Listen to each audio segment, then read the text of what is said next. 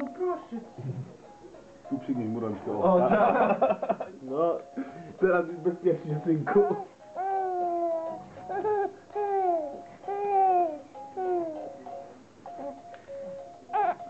Nic tu nie zrobił, przecież jesteśmy dwaj duzi odpowiedzialni. Weź mu daj jakąś zabawkę albo coś, bo on zaczyna. Tatusiów nakręcę też, jak się bawią. Przejdź do drugiej strony. Karol, przepuść mnie, to wezmę sam.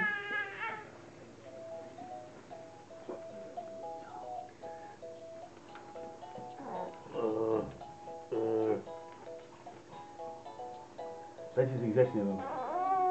Grzecznie, jak tu, jak tak jest tu. Dajcie sobie tak o, rączki, tak o, dzbanki. Pocałujcie się. Kiedy się pocałują? Tak, na boku leż tam. Spokojnie obydwa. Ty gdzie byś wstawał już? To cię wkurza, wiem synu, jak leżysz to cię denerwuje. Tatuś ci to zabierze. Antek, wracaj na matę, nie uciekaj z klatki.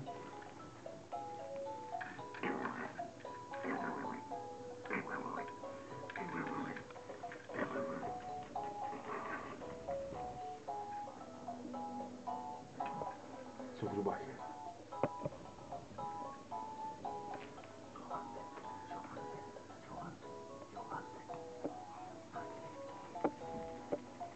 Ty coś tak cieszy. Trzeba jakąś akcję wprowadzić do tego filmiku, może nie się pobiją albo coś. Ty przestań brać wszystko do buzi.